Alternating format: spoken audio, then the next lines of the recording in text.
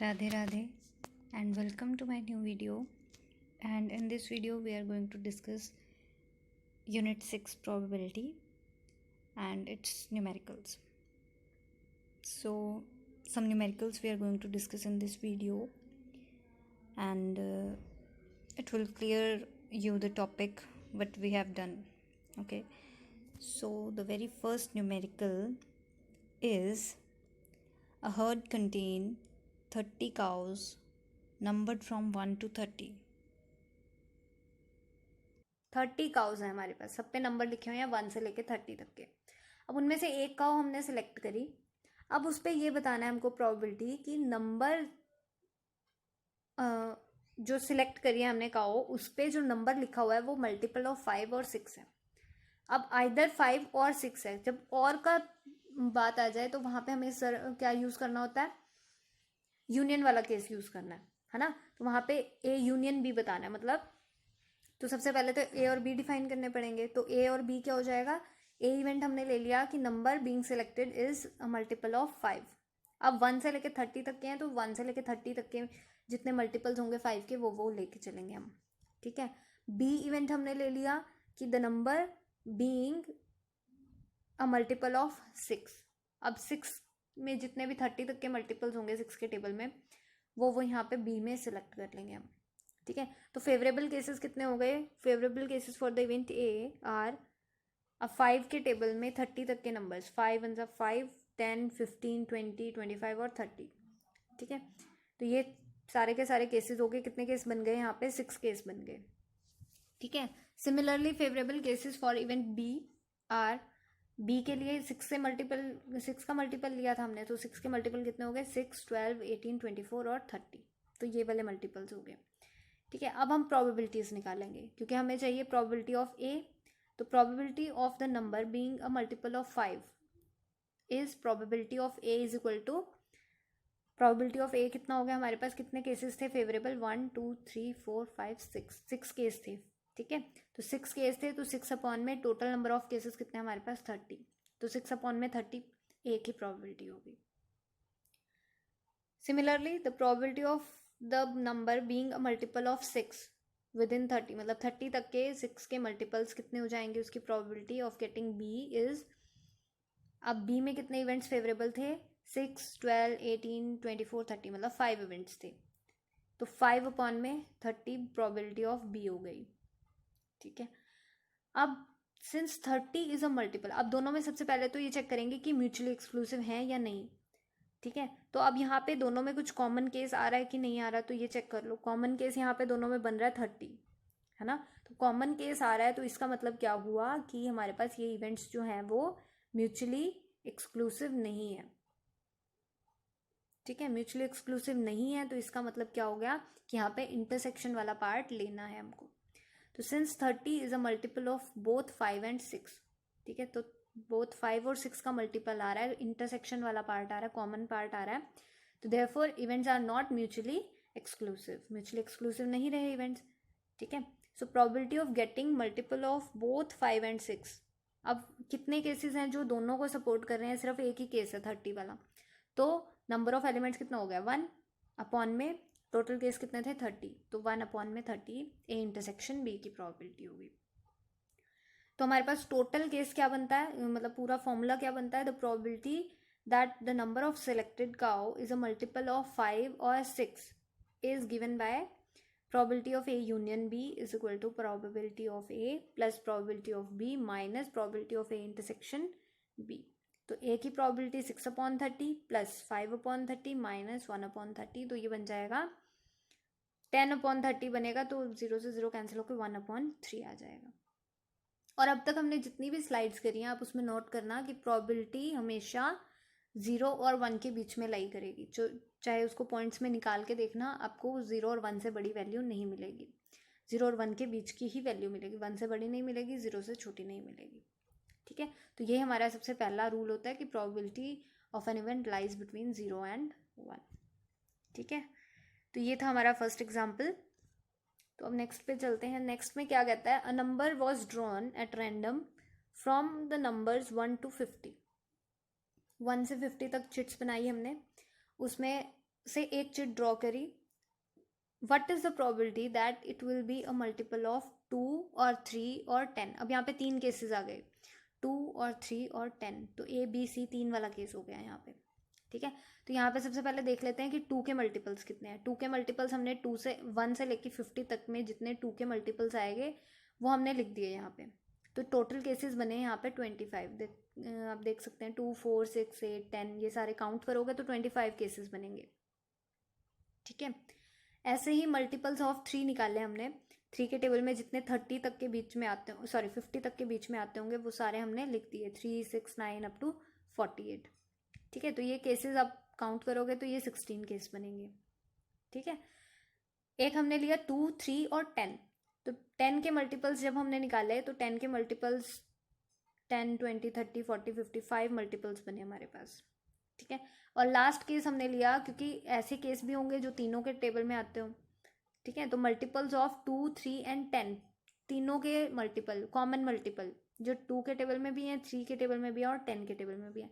तो यहाँ पे आप देख सकते हैं कि 30 यहाँ भी आ रहा है, 30 यहाँ भी आ रहा है और 30 यहाँ भी आ रहा है। बाकी कोई अपीयर नहीं हो रहा, लेकिन 30 तीनों केसेस में अपीयर हो रहा है। तो यहाँ पे 30 कॉमन मल्टीपल बन जाएगा और टोटल नंबर ऑफ केस कितने हैं यहाँ पे 1। ठीक है, तो ये चीज़ हमने बनाई। अब हम नेक्स्ट देखते हैं कि क्या करेंगे। हमें क्या चाहिए, what is the probability that it will be a multiple of 2 3 और 10। तो सबसे पहले इवेंट ए हमने डिस्कस कर लिया, probability of getting a multiple of 2। तो मल्टीपल ऑफ 2 आने के कितने चांसेस थे, 25 केसेस थे। टोटल एग्जॉस्टिव इवेंट्स कितने थे, 50, क्योंकि 50 नंबर्स थे हमारे पास, तो 25/50। Probability of getting multiple of 3, मतलब बी इवेंट हमने ले लिया 3 आने का मल्टीपल, तो प्रोबेबिलिटी ऑफ बी कितना हो गया हमारे पास, 16 अपॉन में 50, 16 अपॉन में 50, क्योंकि 16 केसेस थे और वहाँ से हमने 50 टोटल केसेस थे, तो 16 अपॉन में 50 हो गया। Probability of getting multiple of 10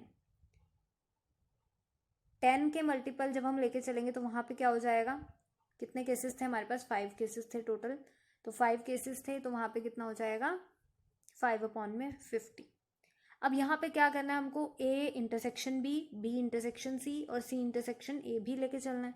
मतलब ए और बी में कॉमन एलिमेंट्स, अब ए और बी में कॉमन एलिमेंट्स देखोगे तो यहाँ पे 12 मिलेगा आपको। ठीक है, और क्या मिलेगा, 18 मिलेगा, 24 मिल रहा है, 30 मिल रहा है। तो यहाँ पे वो केसेस देखने हैं जो इन दोनों में ए और बी में कॉमन हो। ठीक है, 36 मिल रहा है और साथ में 42 और 48, 42 और 48। तो ये कितने केसेस हो गए, ये ऐसे केसेस हैं जो ए और बी में कॉमन है। तो ए इंटरसेक्शन बी लेके चलेंगे यहाँ पे। ठीक है, ए इंटरसेक्शन बी में लेके चलेंगे तो कितने केसेस आ गए, 1 2 3 4 5 6 7 केसेस ऐसे हैं, 7 केस बने हैं, 1 2 6 भी है, सच एक 6 रह गया, 6 3 6 9, 8 केसेस ऐसे बने हैं। तो 8 केसेस हमारे पास ऐसे मिल गए जो ए इंटरसेक्शन बी में कॉमन पार्ट थे। ऐसे ही हम बी इंटरसेक्शन सी लेंगे, बी इंटरसेक्शन सी में क्या क्या कॉमन आ जाएगा, जो 3 और 10 के टेबल में हो, बी और सी, ए हमारे पास ये था, बी हमारे पास ये था और सी हमारे पास ये था। तो अब बी और सी में कितने क्या क्या कॉमन आएगा हमारे पास, सिर्फ यहाँ पे 30 ही कॉमन आ रहा है, 30 इसमें भी आ रहा है, 30 इसमें भी आ रहा है और कुछ कॉमन नहीं आ रहा है। तो यहाँ पे 1 केस ऐसा होगा जो इसको वो करेगा, सपोर्ट करेगा, तो 1 अपॉन में 50। ऐसे ही सी इंटरसेक्शन जब ए लेंगे तो सी इंटरसेक्शन ए में इन दोनों केसेस में से देखेंगे, तो इन दोनों केसेस में से 10 हो गया, 20 हो गया, 30 40 50, तीनों केसेस, पांचों केसेस ऐसे होंगे जो 2 और 10 से डिविजिबल होंगे, 10 20 30 40 और 50। तो यहाँ पे पांचों केसेस हो जाएंगे, तो 5 अपॉन में 50 हो जाएगा। ठीक है, तो 5 अपॉन में 50 इसी इंटरसेक्शन ए हो गया। अब एक चीज़ हमें चाहिए कि तीनों की intersection, A intersection B intersection C, तो वहाँ पे एक केस आया था हमारे पास, हमने लेके चले थे एक केस, तो 1 अपॉन में 50 हो जाएगा, सॉरी 1 अपॉन में 50 हो जाएगा उसका केस। तो अब यहाँ पे फॉर्मूला अप्लाई करेंगे कि A union B union C किस तरीके से निकाल सकते हैं। probability of A plus probability of B plus probability of C minus intersection of AB minus intersection of BC minus intersection of CA plus intersection of ABC। तो ये चीज़ आ जाएगा हमारे पास। तो इसमें वैल्यूज पुट करेंगे। ए की प्रोबेबिलिटी 25/50 आएगा यहाँ पे, इसको 25/50, ठीक है। 16/50, 5/50 माइनस 8/50 माइनस 1/50 माइनस 5/50 प्लस 1/50। तो इसको सॉल्व आउट करोगे तो 33/50 आपको आंसर मिल जाएगा। तो ये इसको करेक्ट कर लेना, ये 25/50 है, ठीक है। तो 25/50, तो इसका 33/50 इसका आंसर बन जाएगा। तो नेक्स्ट इज हमारे पास consider a pack of 52 playing cards. 52 cards है हमारे पास। तो हमने उस कार्ड में से एक कार्ड रैंडमली सिलेक्ट किया। Card is selected at random. What is the probability that the card is either a diamond और अ 10। अब हमें चाहिए एक कार्ड आइदर अ डायमंड और अ 10। इसकी प्रोबेबिलिटी बतानी है कि आइदर डायमंड और अ 10, ठीक है। तो सबसे पहले हम इवेंट्स कंसिडर करेंगे। अब यहाँ पे इवेंट्स क्या होंगे हमारे पास? इवेंट ए हम लेके चले कि diamond is selected, the if A is the event that diamond is selected, B is the event that a 10 is selected, ठीक है। दो इवेंट्स हमने बना लिए। ए इवेंट हमने डायमंड को ले लिया कि डायमंड आया, जो भी कार्ड हमने उठाया वो डायमंड हो गया, ठीक है। बी इवेंट हमने लिया कि जो हमने कार्ड उठाया वो 10 निकल के आया है। तो प्रोबेबिलिटी ऑफ गेटिंग ए क्या हो जाएगा? क्योंकि डायमंड इवेंट कितने, डायमंड के कार्ड्स कितने होते हैं? 13 कार्ड्स होंगे हर एक उसके। तो डायमंड के कितने हो गए? 13, और टोटल पैक कितने थे? 52। तो 13/52 डायमंड आने की प्रोबेबिलिटी क्या होगी? 13/52। एक हमने लिया probability of B. Probability of B क्या हो गया? Event of getting a 10। अब 10 कितने होंगे? हर एक पैक में 10, एक 10 होगा। एक डायमंड का, एक क्लब का, एक स्पेड का और एक हार्ट का, ठीक है। तो चार 10 होंगे हमारे पास हर एक उसके कलर के, ठीक है। तो 4 10 होंगे। अपॉन में टोटल कार्ड्स कितने हैं? 52। तो 4/52, ये हमारे पास प्रोबेबिलिटी ऑफ बी हो जाएगी। अब यहाँ पे हमें ये देखना है कि ये केसेस म्यूचुअली एक्सक्लूसिव हैं या नॉट म्यूचुअली एक्सक्लूसिव हैं। अब हम ये चेक करेंगे कि यहाँ पे दोनों में कुछ कॉमन निकल के आता है। क्या जो डायमंड है वो 10 हो सकता है, या जो 10 आया है वो डायमंड हो सकता है? बिल्कुल हो सकता है। तो वहाँ पे क्या हो जाएगा? इंटरसेक्शन वाला पार्ट भी इंक्लूड होगा वहाँ पे, क्योंकि कॉमन चीज़ आ गई दोनों में कि जो कार्ड आया है वो 10 भी हो, डायमंड भी हो, है ना। तो वहाँ पे intersection event A intersection B consist of that card which is 10 of diamond. तो 10 ऑफ डायमंड कितने कार्ड ऐसे होंगे जो 10 भी हो और डायमंड भी हो? एक ही कार्ड होगा, ठीक है। तो 1/52। तो probability of A union B कितना हो गया? Probability of A plus probability of B minus probability of A intersection B. तो यहाँ पे ये चीज़ सबसे पहले देखनी होती है कि हमारे पास जो इवेंट्स हैं वो म्यूचुअली एक्सक्लूसिव हैं या नॉन म्यूचुअली एक्सक्लूसिव हैं। ध्यान रखिए, म्यूचुअली एक्सक्लूसिव वो होंगे जो एक का इफेक्ट दूसरे पे कभी पड़े ही ना, जो दोनों अलग अलग हों। एक अलग हो, ए इवेंट अलग हो, बी इवेंट अलग हो, जिसमें कुछ कॉमन पार्ट ना हो। और नॉन म्यूचुअली एक्सक्लूसिव ऐसे होंगे जिनमें कुछ ना कुछ कॉमन निकल के आए, सिमिलैरिटी निकल के आए, या फिर दोनों एक दूसरे से रिलेटेड हों इन सम वे, ओके। तो जो इवेंट्स एक दूसरे से रिलेटेड हैं, कुछ कॉमन आ रहा है, तो वो वहाँ पे इंटरसेक्शन वाला पार्ट इंक्लूड होगा। अगर दोनों अलग अलग हैं, बिल्कुल ही अलग हैं, जिनमें कुछ कॉमन पार्ट है ही नहीं, तो वहाँ पे सिर्फ और सिर्फ हमें प्रोबेबिलिटीज़ को ऐड करना है, उसमें कुछ माइनस करने की ज़रूरत नहीं है। तो यहाँ पे इस केस में क्या हो गया? 13/52, 4/52 और -1/52। तो इसको सॉल्व आउट करोगे तो 16/52 आ जाएगा। कैंसिल भी कर सकते हो आप, कैंसिल आउट करके पॉइंट्स में निकाल सकते हो, ठीक है। तो अब हम नेक्स्ट एग्जाम्पल पे चलते हैं। तो a bag contain 20 balls. 20 balls हैं एक बैग में। 3 are red, 4 are green, 6 are green, 4 are blue and 2 are colored white and 5 are colored yellow। तो रेड, ग्रीन, ब्लू, वाइट और येलो, ये 5 कलर्स हैं हमारे पास, ठीक है। 1 ball is selected at random, find the probability of following events. अब एक ball उसमें से सिलेक्ट करी है और यहाँ पे इवेंट्स की प्रोबेबिलिटी बतानी है कि जो ए पार्ट फर्स्ट पार्ट में दे रखा है हमको कि the ball is either green और रेड, आइदर रेड और ग्रीन, इसकी प्रोबेबिलिटी बतानी है। तो यहाँ पे क्या हो जाएगा, इस केस में क्या है, अगर आप ध्यान से देखो तो यहाँ पे अगर रेड आई, अगर वो बॉल हमने निकाली रेड आई तो ग्रीन की पॉसिबिलिटी खत्म हो गई, अगर ग्रीन आई तो रेड की पॉसिबिलिटी खत्म हो गई। तो मतलब एक ही इवेंट अगर कर सकता है, दोनों के दोनों रेड भी आ जाए ग्रीन भी आ जाए, एक बॉल निकालिए वही रेड हो वही ग्रीन हो, ऐसा तो नहीं हो सकता। तो यहाँ पे कॉमन पार्ट की पॉसिबिलिटी जो है वो कैंसिल हो रही है, खत्म हो रही है। तो यहाँ पे now in this case this is the case in which the events are mutually exclusive, that is the happening of one precludes the happening of other. For example, if the ball drawn is red, then it excludes the possibility that of getting a ball of any other color. अगर वो red आ जाती है तो वो green नहीं होगी, blue नहीं होगी, वाइट नहीं होगी, येलो नहीं होगी, ठीक है। तो और कलर की तो आ ही नहीं सकती वो। तो एक ही कलर एक टाइम पे एक कलर मिलेगा, एक टाइम पे हमें दो कलर नहीं मिल सकते।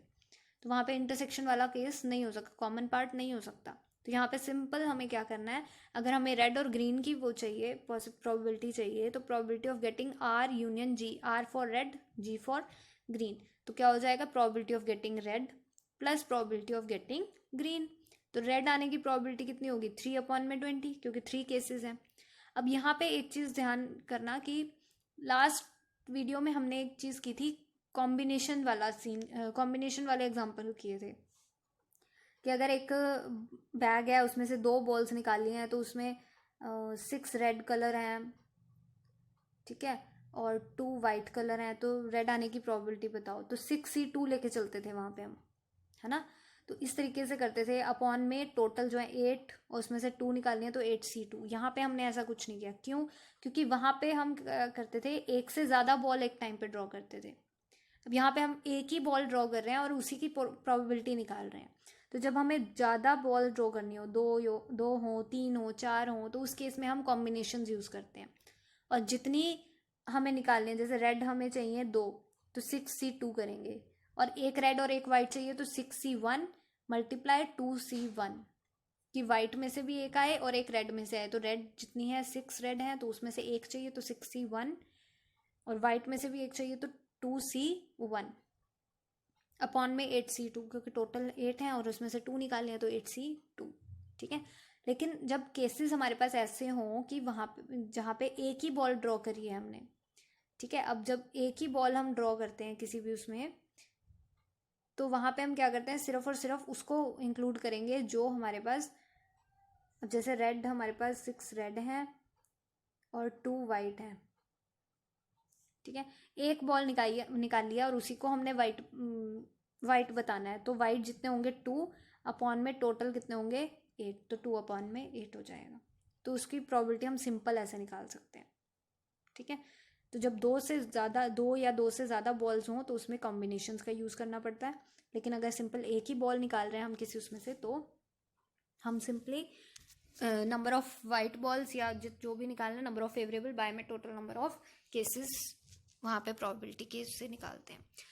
तो यहाँ पे रेड के आने की प्रोबेबिलिटी कितनी होगी, 3/20, प्लस ग्रीन के आने की प्रोबेबिलिटी कितनी होगी, 6/20। तो टोटल केसेस हो गए हमारे पास 9/20।